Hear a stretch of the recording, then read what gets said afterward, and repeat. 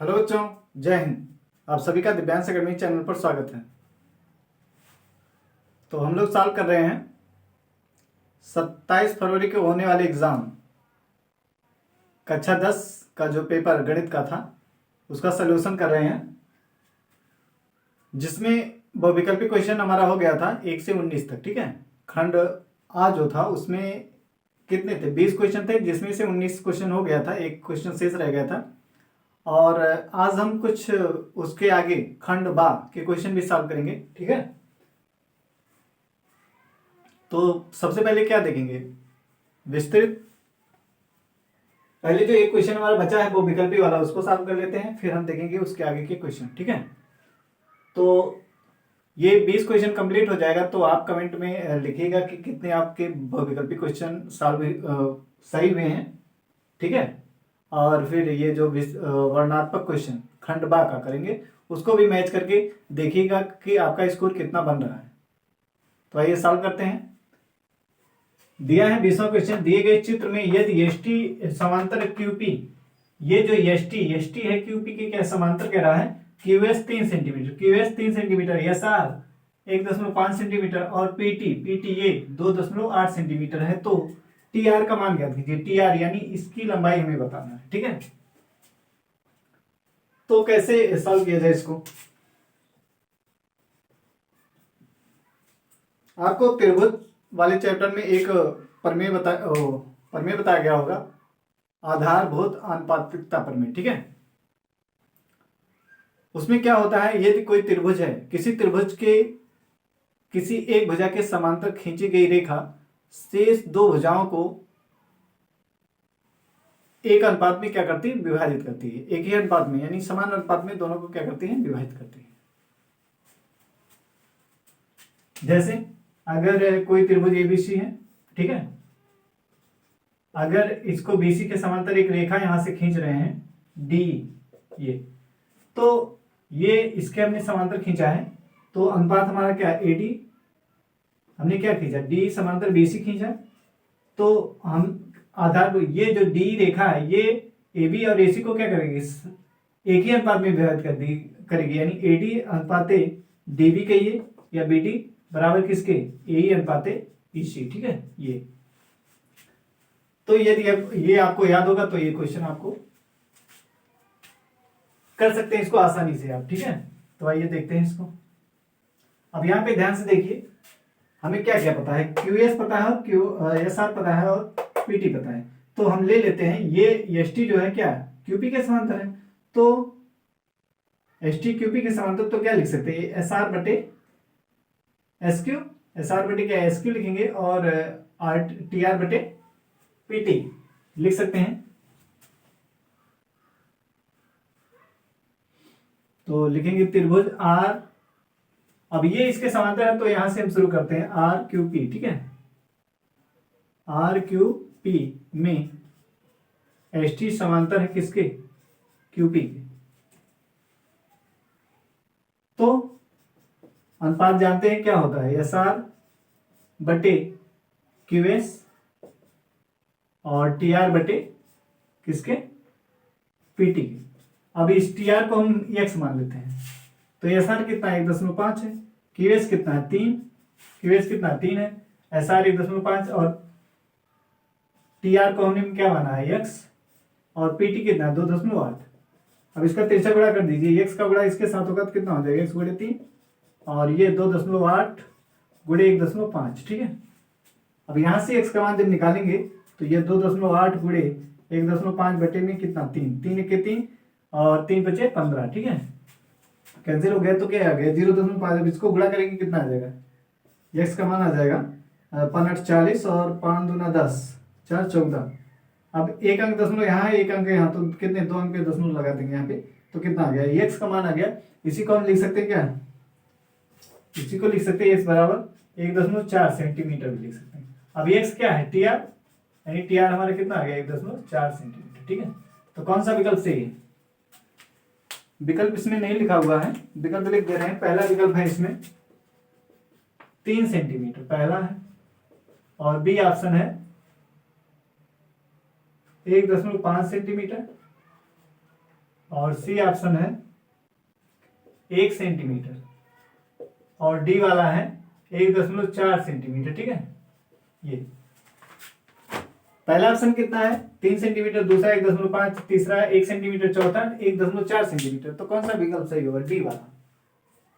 Question number 20 का कौन सा विकल्प सही होगा? D option. ठीक है, तो आपको क्लियर हो गया होगा।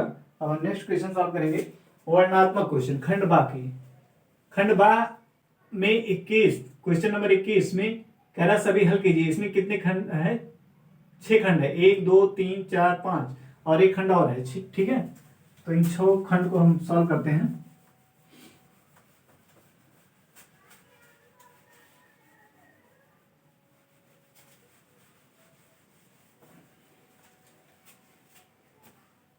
अब देखिए खंड का, सबसे पहले खंड का को सॉल्व करेंगे। इसमें कह रहा है कि सिद्ध कीजिए अंडर रूट दे एक अपरिमेय संख्या। क्या है? एक अपरिमेय संख्या। तो आइए करते हैं इसको।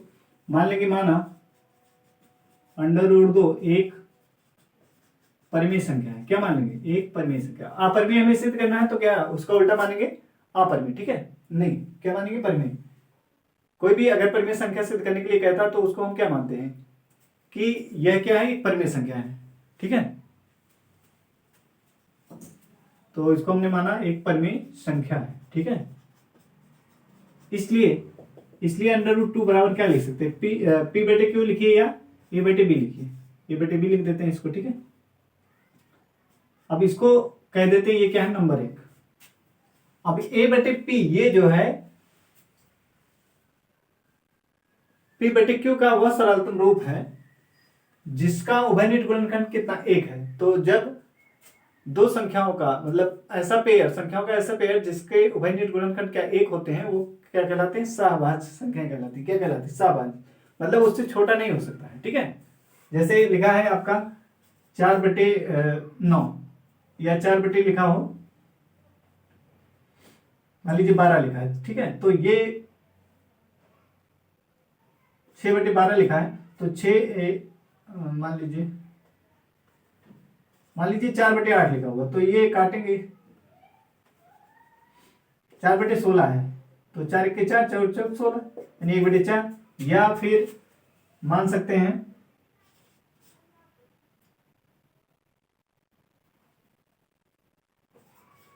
4 दूना 8 4 पंचे 20। ठीक है, तो ये 2/5। अब इससे छोटा नहीं, अब 2 इसका गुणनखंड करें, 2 का 2 गुणे 1 होगा, 5 का करेंगे तो कितना होगा? 5 गुणे 1 होगा। तो उभयनिष्ठ गुणनखंड कितना है दोनों में? 1 है। तो इसका मतलब ये 2 और 5 क्या है? सहभाज्य संख्या। कैसी संख्या है? सहभाज्य संख्या है। तो ए बटे बी जो है हमारा क्या है? इसी टाइप का परिमेय संख्या है। तो लिखेंगे जहां ए और बी सह अभाज्य संख्याएं क्या है? सहभाज्य संख्याएं हैं जिनका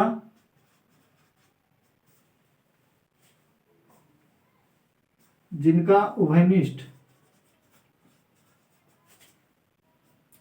गुणनखंड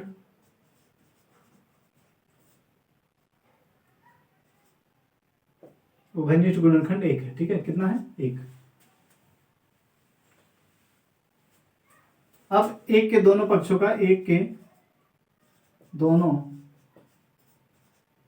का वर्ग करने पर, क्या करने पर? वर्ग करने पर। ठीक है, तो वर्ग करेंगे तो कितना हो जाएगा? अंडर रूट 2 का वर्ग ए बटे बी का वर्ग। ठीक है, तो ये तो वर्गमूल हट जाएगा। वर्ग करेंगे क्या? वर्गमूल हट जाएगा। इधर कितना आ जाएगा? ए स्क्वायर बटे बी स्क्वायर। कितना आएगा? ए स्क्वायर बटे बी स्क्वायर आ जाएगा। ठीक है, अब तिरछा गुणा करेंगे तो कितना हो जाएगा? 2b स्क्वायर बराबर ए स्क्वायर हो जाएगा। या इसी को क्या लिख सकते हैं? बी स्क्वायर बराबर ए स्क्वायर बटे 2। अब देखिए 2b स्क्वायर यानी 2 से क्या बी स्क्वायर विभाजित है।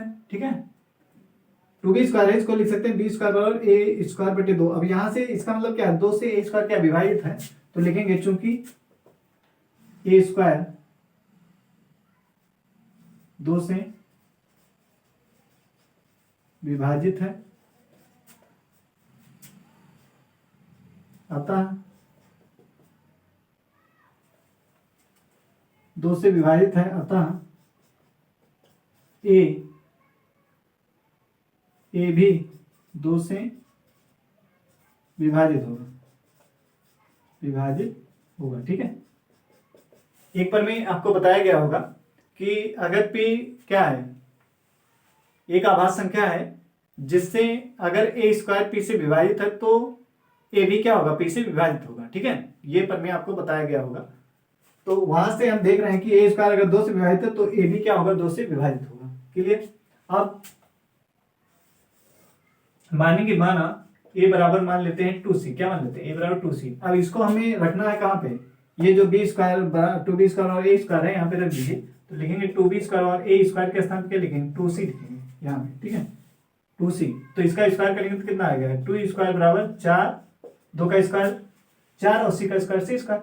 तो ये बटे में आएगा तो क्या हो जाएगा, ये देखिए यहाँ से कट जाएगा। ठीक है, यानी इतना हो जाएगा, ये कितना, 2 कम 2 दूनी 4, यानी ये 2 यहाँ आगे बटे में आ जाएगा और ये c स्क्वायर। ठीक है, कितना आ जाएगा, b स्क्वायर बटे 2 c स्क्वायर। अब 2 यहाँ पे देखिए, लिखेंगे चूंकि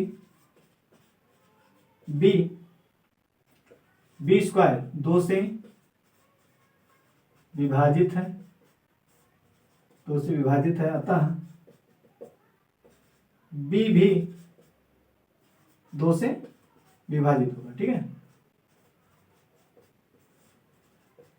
उसी प्रमेय से, जो हमने प्रमेय बताया आपको, उसी प्रमेय के अनुसार ये भी क्या हो जाएगा, विभाजित होगा। b स्क्वायर जब 2 से विभाजित है तो लिखेंगे b भी क्या होगा, 2 से विभाजित होगा। ठीक, अब हमने क्या कहा था कि a और b सहआभासी संख्या है जिनका उभयनिष्ठ गुणनखंड क्या है, सिर्फ एक है। ठीक है, कितना है, एक है। लेकिन यहाँ पे क्या पता चल रहा है कि a 2 से विभाजित है, b 2 से विभाजित है, इसका मतलब a और b का एक उभयनिष्ठ गुणनखंड क्या, 2 है। ठीक है, तो ये जो क्या कर रहा है, इसका विरोध कर रहा है ना। हमने जो मान के चला है बेटे भी, ये क्या है, सहआभासी संख्या है जिनका उभयनिष्ठ गुणनखंड सिर्फ एक है। लेकिन यहाँ पे हमने देखा कि यहाँ पे इसका गुणनखंड कितना, 2 आ रहा है। तो इसका मतलब ये जो है क्या कर रहा है, इसका एक का विरोध करता है। तो लिखेंगे उपरोक्त से स्पष्ट है कि a और b का उभयनिष्ठ गुणनखंड 2 है। कितना है, 2 है। ठीक है, तो हमने लेके चला था कि a b सहआभासी संख्याएं हैं, लेकिन यहाँ पे इसका एक उभयनिष्ठ गुणनखंड कितना आ रहा है, 2 आ रहा है। तो ये जो क्या करता है, एक का विरोध करता है। लिखेंगे जो एक का विरोध करता है, जो एक का क्या करता है, विरोध करता है। ठीक है, और ये विरोधाभास क्यों उत्पन्न हुआ है, ये जो विरोध कर रहा है ये क्यों, ऐसा क्यों उत्पन्न हुआ है, क्योंकि हमने जो माना है कि √2 क्या एक परिमेय संख्या है, इस कारण से ये विरोधाभास उत्पन्न हुआ है। तो लिखेंगे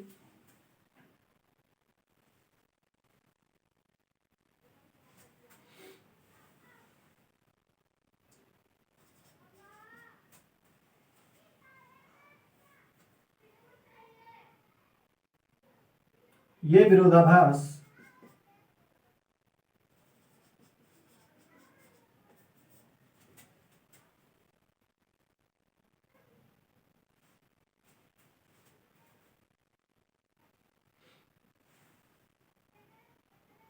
विरोधाभास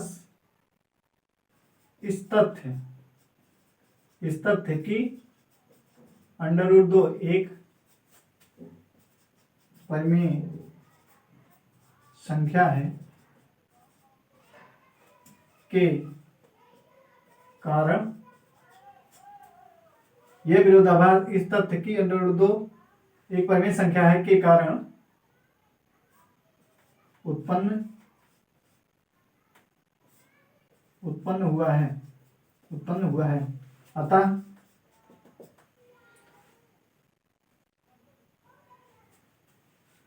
उत्पन्न हुआ है। ठीक है, अतः लास्ट में क्या लिख दिया, अतः √2 एक क्या है, अतः अब स्पष्ट हो गया कि √2 क्या एक अपरिमेय संख्या है, अतः √2 एक अपरिमेय संख्या है। ठीक है, क्लियर है। हम लेके चले थे कि इसका अभिन्न गुणनखंड 1 है, लेकिन यहाँ पे हमें 2 भी मिल रहा था, इसलिए जो ये इसका क्या करता है, विरोध करता है। यानी ये क्यों उत्पन्न हो रहा है, जो हमने अतः हमारे के कारण उत्पन्न हुआ है, अतः लिखेंगे, अतः हमारी परिकल्पना गलत है, अतः √2 एक अपरिमेय संख्या है। ठीक है, ये हो गया आपका आंसर, यही हमें सिद्ध करना था। क्लियर है, आपको क्लियर हुआ होगा। हमने सहभाज्य गुणनखंड क्या लिया था, एक सहभाज्य संख्या लिया था, उसका उभयनिष्ठ गुणनखंड 1 था, यहाँ पे 2 आ रहा था जो क्या विरोधाभास उत्पन्न कर रहा था, इसलिए हमारी जो ये परिकल्पना थी √2 एक परिमेय संख्या, ये क्या है, गलत है। अतः √2 क्या है, एक अपरिमेय संख्या है। तो इस तरीके से √2 हो, √3 हो, √5 हो, √7 हो, तो उसको इसी तरीके से क्वेश्चन को सॉल्व किया जाएगा। ठीक है, तो ये भी आपको क्लियर हो गया होगा। अब हम इसके आगे के क्वेश्चन सॉल्व करेंगे।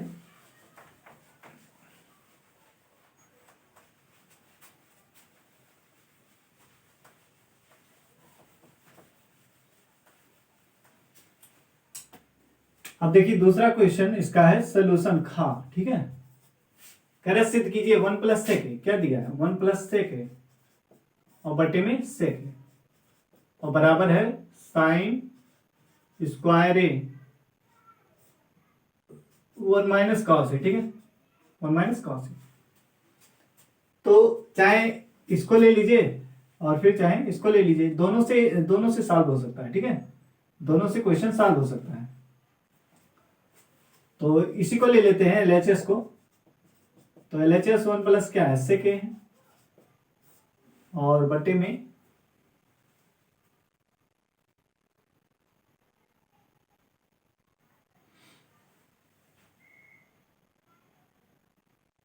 या क्या करिए, इसी को ले लीजिए, RHS ले लीजिए। ठीक है, दोनों से सॉल्व हो जाएगा, दोनों से कर सकते हैं आप, sin स्क्वायर a और बटे में 1 - cos a। ठीक है, अब आपको पता है एक फार्मूला आपको बताया गया होगा, sin square theta plus cos square theta बराबर क्या होता है, 1 होता है कि नहीं, होता है। अब sin स्क्वायर थीटा बराबर क्या होगा, sin स्क्वायर थीटा बराबर लिख सकते हैं 1 - cos स्क्वायर थीटा। क्या लिख सकते हैं, 1 - cos स्क्वायर थीटा, ये भी पता है, इसको पाठांतर करेंगे इतना। तो ये sin स्क्वायर के स्थान पे हम क्या लिख सकते हैं, 1 - cos स्क्वायर लिख सकते हैं। क्या लिख सकते हैं, लिखेंगे 1 - cos स्क्वायर लिख सकते हैं ना, इस फार्मूले से क्या लिख सकते हैं इसको, और यहाँ पे 1 - cos है, ये भी क्लियर है, बटे में। ठीक, अब देखिए a स्क्वायर है, एक का स्क्वायर एक ही होता है ना, तो इसको हम क्या लिख सकते हैं, एक का स्क्वायर लिख सकते हैं कि नहीं, इस तरीके से लिख सकते हैं ना। तो ये देखिए a स्क्वायर - b स्क्वायर का फार्मूला क्या है, एक में माइनस होता है और एक में प्लस होता है, यही तो होता है a स्क्वायर - b स्क्वायर। तो ये देखिए 1 - cos स्क्वायर a था फार्मूले से, अब इसको हम लिख सकते हैं, लिखना चाहेंगे a square - cos square a लिख सकते हैं ना, या ऐसे इसको लिख सकते हैं cos a का स्क्वायर, ऐसे भी लिख सकते हैं, बटे में 1 - cos a। ठीक है, अब a बराबर कितना है, a बराबर है 1 और b बराबर कितना है, cos a। ठीक है, तो इस फार्मूले के अनुसार a - b तो क्या हो जाएगा, 1 - cos a, एक ब्रैकेट में, दूसरे में a + b तो यानी 1 + cos a हो जाएगा कि नहीं, ये हो गया, और बटे में 1 - cos a है। ठीक है, क्लियर है। अब 1 - cos a, ये और ये कैंसिल हो जाएगा, तो बचेगा क्या, बचेगा हमारा, यहां लिखते हैं, बचेगा बराबर 1 + cos a, क्या बचेगा 1 + cos a।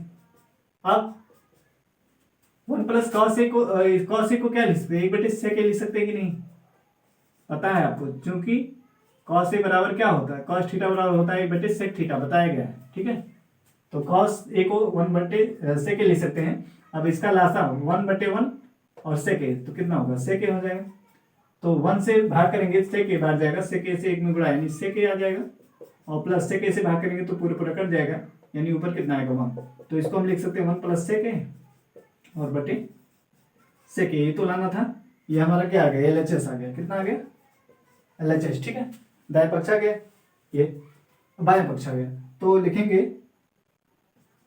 अतः 1 + sec a और बटे sec a बराबर किसके, साइन स्क्वायर ए बटे में 1 माइनस कॉस ए, ठीक है, ये आ गया, ये हमें सिद्ध करना था, ठीक।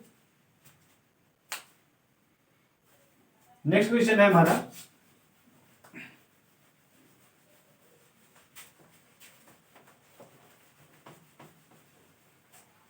देखिए क्वेश्चन नंबर ग, कह रहा है 21 सेंटीमीटर त्रिज्या वाले एक वृत्त की कोई जीवा केंद्र पर एक समकोण अंतरित करती है, संगत लघु वृत्तखंड का क्षेत्रफल ज्ञात कीजिए। क्लियर है क्वेश्चन? तो वृत्त की बात कर रहा है, वृत्त बना दीजिए एक, ये हो गया वृत्त, ठीक है।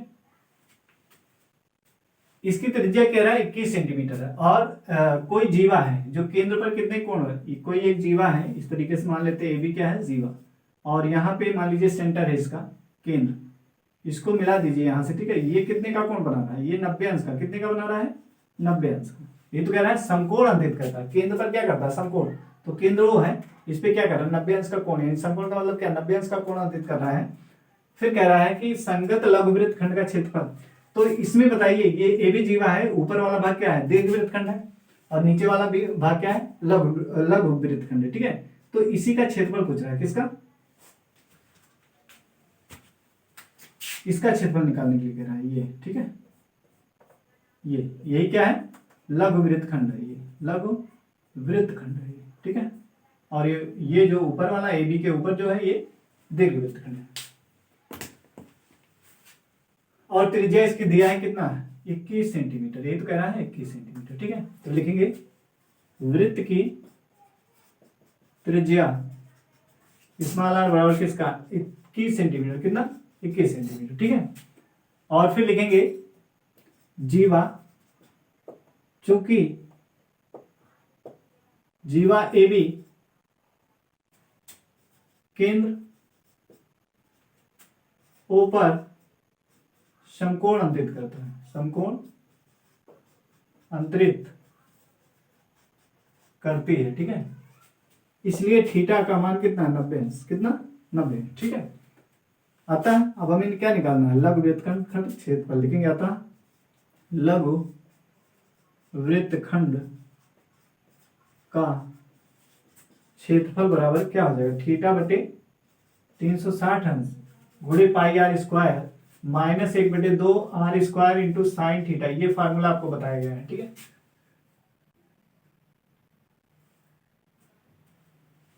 ये फार्मूला आपको पता होगा, इसमें रखेंगे मान को और सॉल्व करेंगे तो आंसर हमें प्राप्त हो जाएगा।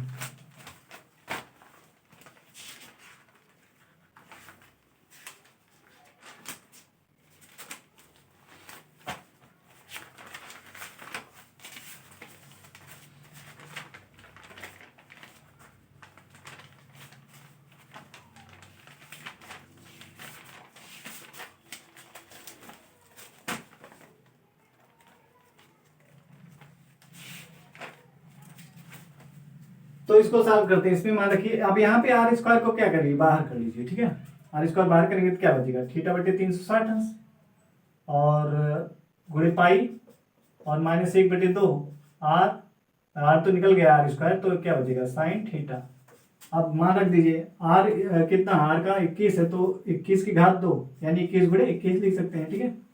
यहाँ पे थीटा का मान 90 और 360 अंश, गुणे में पाई है, पाई का मान 22/7 माइनस 1/2 और साइन 90, थीटा कितना, 90 अंश है, तो ये हो गया 21 गुणे 21, और यहाँ 0 0 कटा, 9 1 9 9 चौक 36, ठीक है।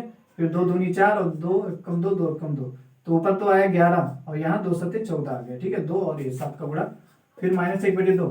अब देखिए साइन 90 का मान कितना होता है, 1 होता है, कितना होता है, 1। साइन 90 का मान 1 होता है, 1 से गुणा होकर क्या 1/2 ही आएगा, तो ऐसे ही इसको लिखते हैं, ठीक है। फिर 21 गुणे 21 और लासा कितना हो जाएगा, 14, तो 14 से भाग करेंगे, एक बार जाएगा ऊपर गुणा 11 और 2 7 14 7, ठीक है।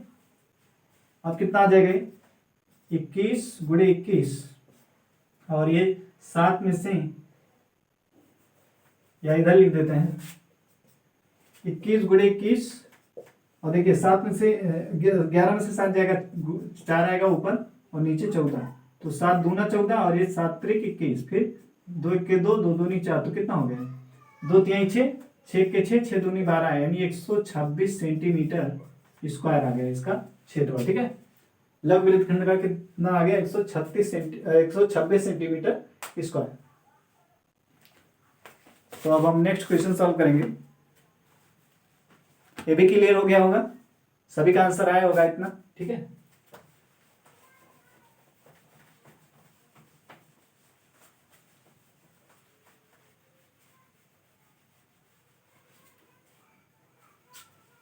गा देखिए, गा खंड। ठीक है, गा कह रहा गा हो गया, गा हो गया। ठीक है, अब घा वाला देखेंगे।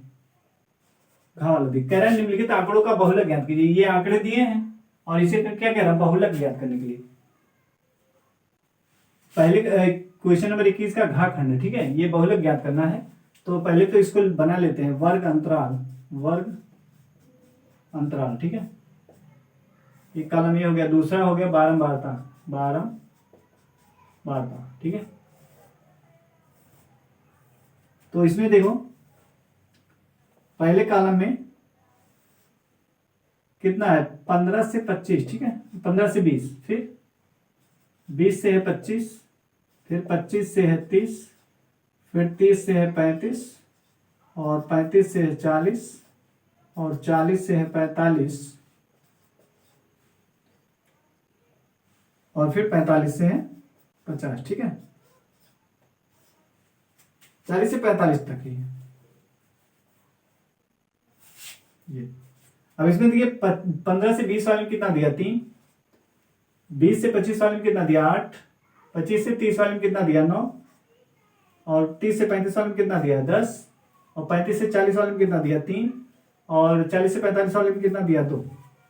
ठीक है, ये एफ आई है। ये क्या है? F I. ठीक है, अब हमें सबसे पहले क्या पता करना है? वर्ग, इसका बहुलक वर्ग पता करना पड़ेगा। तो बहुलक वर्ग कैसे ज्ञात करेंगे? सबसे पहले आपको पता होना चाहिए कि बहुलक वर्ग कौन सा है, उसके अनुसार ही आपको पता होगा। ठीक है, फार्मूला क्या होता है? बहुलक को निकालने का फार्मूला होता है, बहुलक बराबर होता है L plus f minus F1 बटे 2F माइनस F1 और माइनस F2 गुणे H होता है। ठीक है, तो यल क्या है? यल है निम्न, बहुलक वर्ग की निम्न सीमा है। बहुलक वर्ग की क्या है? निम्न सीमा है। ठीक है, और यफ क्या है? जिसकी बारंबारता सबसे अधिक है वो वाली यफ है। ठीक है, फिर बहुलक वर्ग की बारंबारता, बहुलक यफ क्या है? बहुलक वर्ग की बारंबारता है। और F1 क्या है? बहुलक वर्ग से ठीक ऊपर वाले, ठीक ऊपर वाले वर्ग की बारंबारता। ठीक है, फिर F2 क्या है? बहुलक वर्ग से ठीक नीचे वाले वर्ग की बारंबारता। ये क्लियर होना चाहिए आपको। तो सबसे पहले बहुलक वर्ग कैसे ज्ञात करेंगे देखेंगे। बारंबारता सबसे अधिक कहाँ पे है? 3, 8, 9, 10 ये है। तो बहुलक वर्ग कौन सा होगा? ये यही क्या होगा? बहुलक वर्ग लिखेंगे, बहुलक वर्ग। ठीक है, बहुलक वर्ग कौन सा है? 30 से 35। ठीक है, कितना है? 30 से 35। ये बहुलक वर्ग हमें मिल गया। अब लिखेंगे बहुलक वर्ग की निम्न सीमा, बहुलक वर्ग की निम्न सीमा।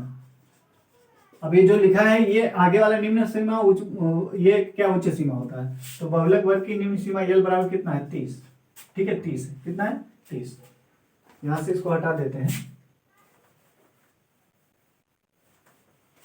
फिर अब हमें क्या चाहिए? यफ चाहिए। यफ कौन होगा? बहुलक वर्ग जो है उसी की बारंबारता, यानी यफ ये है। ठीक है, F1 कौन है? बहुलक वर्ग के ठीक ऊपर, और F2 कौन है? ये। ठीक है, तो लिखेंगे F का मान कितना है? 10। F1 कितना है? F1 है 9, और F2 है कितना? 3। और एक चीज और, वर्ग अंतराल की माप, वर्ग अंतराल की माप कहिए या वर्ग अंतराल H बराबर कितना? अब इसमें देखिए वर्गों में कितने का अंतर? 15 से 20, 20 से 25, 25 से 30, 30 से 35, 35 से 40, 40 से 45, कितने का अंतर चल रहा है? 15, 20 यानी 5 का। H कितना है? 5। तो लिखेंगे अतः बहुलक अतः बहुलक बराबर l plus f minus f one two f minus f one minus f two और गुणे में एच रहेगा। ठीक है, अब इस फार्मूले में रखिए मान और आंसर प्राप्त कीजिए।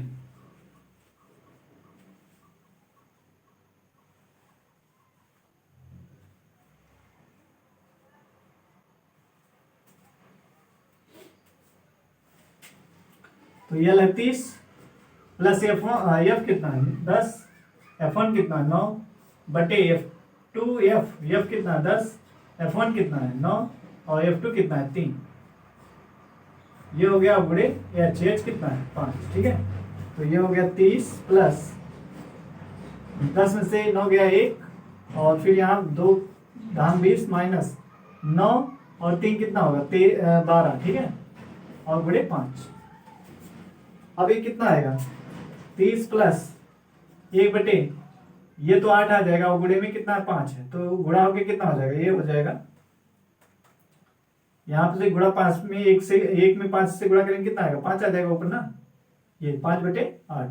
अब इसको भाग दीजिए कितना आएगा 30 धन ये आ जाएगा, देखिए 8 छक 48 यानी 0 दशमलव लगा के 0 बढ़ाएंगे 50 हो जाएगा 8 छक 48, फिर 2 0 बढ़ाएंगे 8 दूनी 16, फिर 8 पंचे 40। ठीक है, तो कितना आ गया आंसर आ जाएगा, आंसर आ गया बराबर 30.625। अब इसको आप ऐसे भी तीसरे अंक को क्या एक मान के, अगर दशमलव के तीसरे स्थान पे 5 है या 5 से अधिक है तो उसको एक मान के उसके पहले वाले संख्या में जोड़ देते हैं, इस तरीके से भी लिख सकते हैं आंसर। ठीक है, तो ये हो गया आंसर। तो ये भी क्लियर हो गया होगा। अब हम नेक्स्ट क्वेश्चन सॉल्व करेंगे।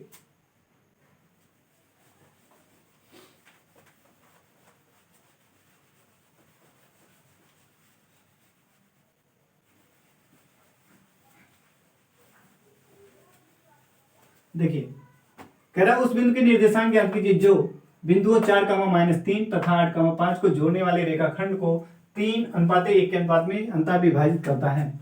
एक रेखा खींच लीजिए ऐसे, ए है और ए बी है। ठीक है, ए का निर्देशांक दिया है 4, -3 और बी का दिया है 8, 5। ठीक है, अब ये ए बी मतलब ये रेखाखंड बन रहा है और इस रेखाखंड को कह रहा है कि एक बिंदु है। ठीक है, ये इस रेखा पे कोई एक बिंदु है जो इसको क्या कर रहा है 3:1 के अनुपात में, तो 3 भाग इधर और 1 इधर मान लेते। ठीक है, ये तो ये मान लेते P है और इसको कह देते हैं x, y है निर्देशांक। तो यहां से यहां तक कितना 3 है। ठीक है, और ये जो इधर कितना है 1, ये तो कह रहा है 3:1। तो क्लियर है, दो बिंदु दिए थे जिनको जोड़ने वाली रेखाखंड ए बी है और इस बिंदु को ये P जो है क्या कर रहा है 3:1 के अनुपात में विभाजित कर रहा है, अंतः विभाजित कर रहा है। तो इसी P का हमें क्या निकालना निर्देशांक। तो इसके लिए आपको बताया गया फार्मूला, अगर कोई रेखाखंड ए बी है उसके निर्देशांक दिए गए हैं, अगर उसको कोई बिंदु क्या कर रही प्रतिच्छेद कर रही है तो फार्मूला क्या होता है एक्स वाई निर्देशांक। ये निर्देशांक निकालने का फार्मूला होता है mx2 प्लस nx1 बटे m प्लस n और my2 प्लस ny1 बटे m प्लस n, ये फार्मूला। ठीक है, ये लगाना आपको। तो लिखेंगे माना रेखाखंड AB को बिंदु P x, y P x, y 3:1 के अनुपात में अंतः विभाजित करता है, अंतः विभाजित करता है। ठीक है, ये हो गया।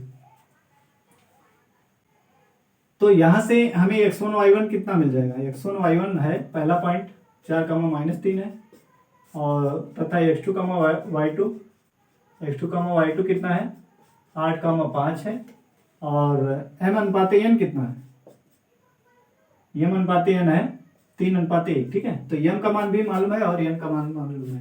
तो फॉर्मूला लिखेंगे P, हमें x, y ये निर्देशांक ज्ञात करना है।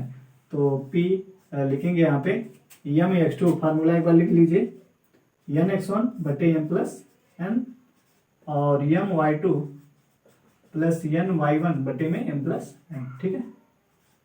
ये अब यहाँ पे मान रखिए, रखेंगे यम कितना है 3, x2 कितना है, x2 है 8, प्लस एन कितना है 1, x1 कितना है 4, और बटे में एम प्लस एन यानी 3 प्लस 1 कितना 3 प्लस 1, ठीक है। ऐसे इसमें यम कितना 3, y2 कितना है, y2 है 5, प्लस एन है 1 और y1 कितना है -3, ठीक है, और बटे में एम प्लस एन यानी 3 प्लस 1। अब इसको आगे सॉल्व कर दीजिए, कितना आएगा p, ये देखिए 3 8 24 हो जाएगा, और प्लस 4 एकम 4 और बटे में 3 1 4, ठीक है। ये वाला 3 5 15 और प्लस माइनस का गुणा माइनस आएगा, 3 1 के 3 और बटे में 4, ठीक है। अब देखिए p ये कितना होगा 28 बटे 4 और ये 12 बटे 4, तो 4 एकम 4 4 7 28, 4 1 के 4 4 3 12, तो p का मान कितना आ गया, p आ गया निर्देशांक 7,3, ठीक है। कितना आ गया 7,3, तो यही हमें तो निकालना था, 4 3 12 और ये, तो लिखेंगे अतः अभीष्ट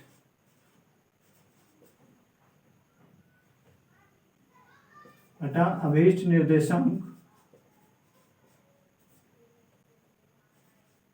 निर्देशांक p कितना 7,3, यही आंसर है, ठीक है। 7,3 आ गया, क्लियर है।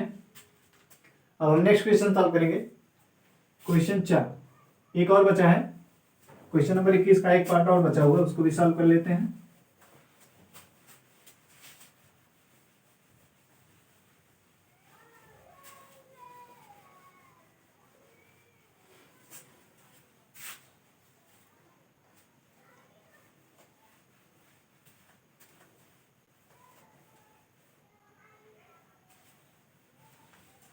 क्या वाला क्वेश्चन है,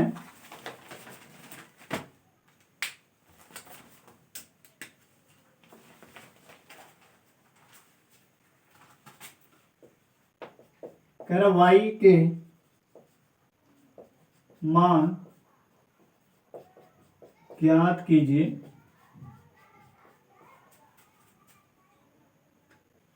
जिनके लिए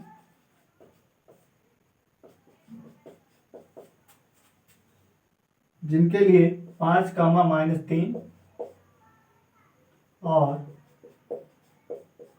13, y के बीच की दूरी 10 मात्रक है। कितना है 10 मात्रक है, ठीक है। ये क्वेश्चन 4 वाला है, तो इसको सॉल्व करेंगे। तो क्या कह रहा है, एक रेखाखंड दिया हुआ है इस तरीके से, ठीक है। क्या दिया है, एक रेखाखंड कह रहा है कि y के मान कीजिए जिनके लिए इतने इतने के बीच की दूरी, तो ये मान लेते हैं a कितना है 5, -3 है, और एक बिंदु b ले लेते हैं, ये क्या है 13, y है, और इन दोनों के बीच की दूरी दिया है कितना, इन दोनों के बीच की दूरी दिया है 10 मात्रक। कितना दिया है 10 मात्रक, ठीक है। ये अब दूरी सूत्र आपको पता है, दूरी बराबर क्या होता है, दूरी बराबर होता है x2 - x1 का whole square plus y2 - y1 का होल स्क्वायर। अब यहां हमें दिया है जो लिख लेंगे पहले, तो x1, y1 कितना दिया है, x1, y1 दिया है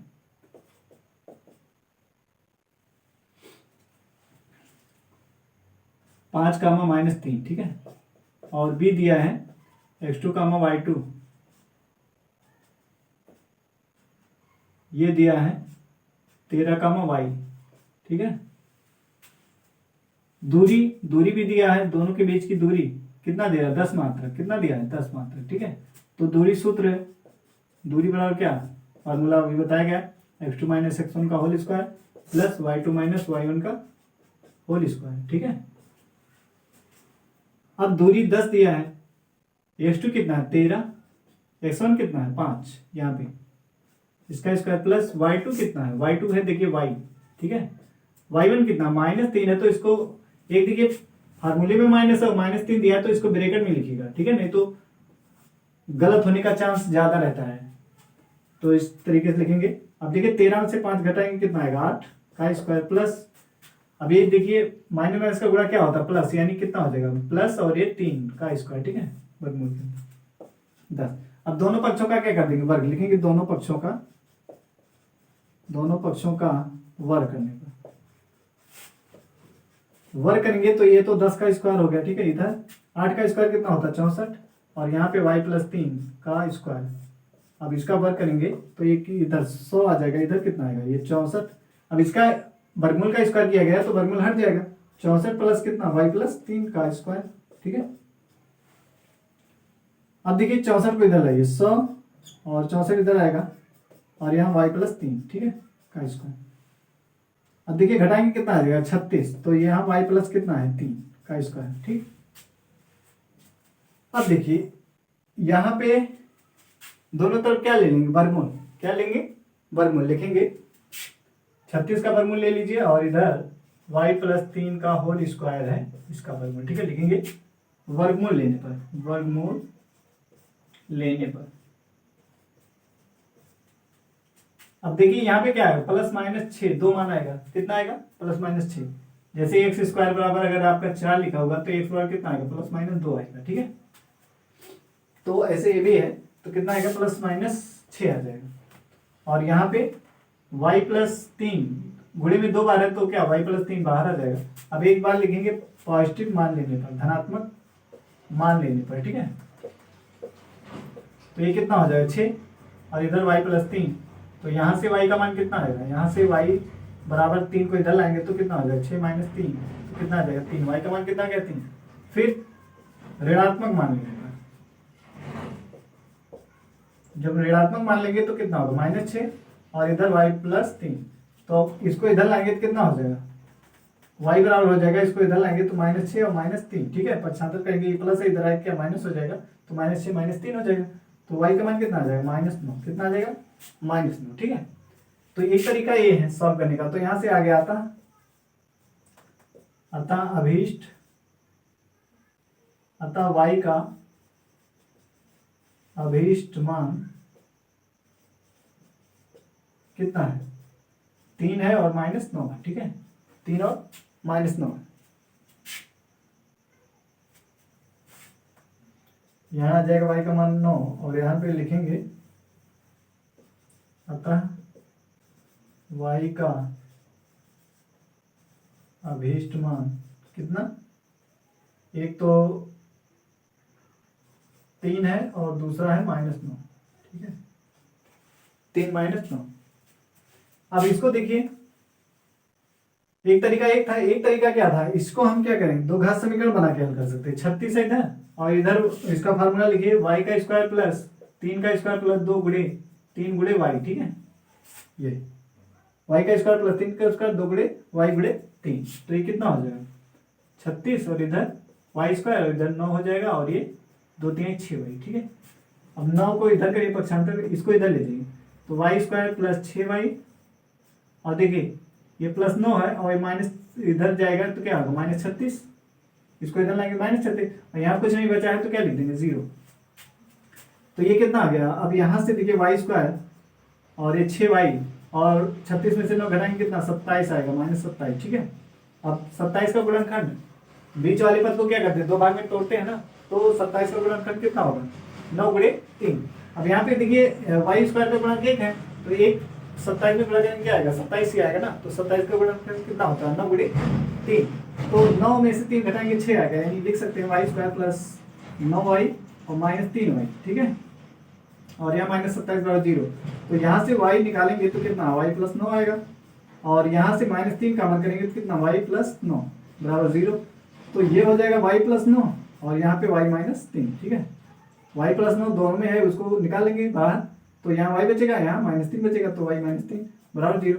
तो y प्लस 9 बराबर 0 या y -3 बराबर 0। तो यहाँ से y का मान कितना -9 और यहाँ से पक्षांतर करेंगे 3 को उधर तो क्या +3 हो जाएगा, ठीक है। इसको पक्षांतर किया गया तो 9 आएगा -9 और उसको किया गया तो 3। तो देखिए यहाँ से भी क्या आ रहा है, y का मान 3 और y का मान -9 आ रहा है। तो दोनों तरीका है, इससे भी कर सकते हैं ऐसे भी कर सकते हैं। क्लियर है, इसको हटा देते हैं या रहने देते हैं, ठीक है, दोनों तरीका है, किसी से भी कर सकते हैं।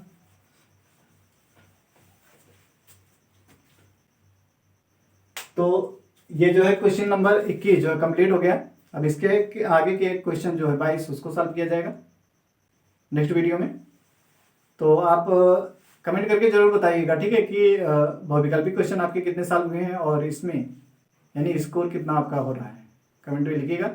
आज के लिए इतना ही, जय हिंद।